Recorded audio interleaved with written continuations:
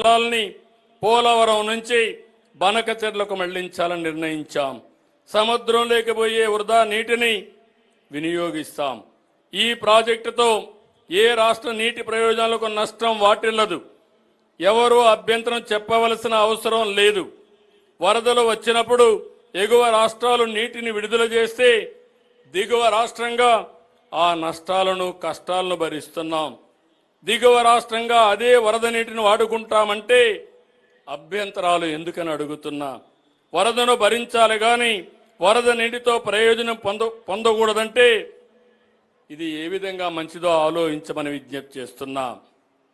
సమగ్ర నీటి నిర్వహణతో వాటర్ సెక్యూరిటీకి అధిక ప్రాధాన్యత ఇస్తున్నాం. ప్రస్తుతం కృష్ణానది గోదావరి జలాల్లో మన వాటాల సాధనలో రాజీ పడే సమస్యనే లేదు. ఆనాటి నుంచి ఈనాటి వరకు తెలంగాణ ప్రజల పోరాటమే సాగునీరు తాగునీరు సాధించడం. అలాంటి తెలంగాణ ప్రజల భావోద్వేగమైన పేగుబంధం సాగునీటి ప్రాజెక్టులు. కృష్ణా గోదావరి నదులలో ప్రతి చుక్క తెలంగాణకు రావాల్సిన వాటాను సాధించి ఎవరి ఒత్తిడికి లొంగేది లేదు, ఎవరి ఆరోపణలకు బెదిరేది లేదు. 4 కోట్ల తెలంగాణ ప్రజల పక్షాన నిటారుగా నిలబడి కృష్ణానది గోదావరి నదుల్లో తెలంగాణ హక్కులను సాధించుకుంటాం. మన ప్రాంతానికి సాగునీరు తాగునీరు అందించినాకనే మిగతా ఎవరికైనా నీరు. ఈరోజు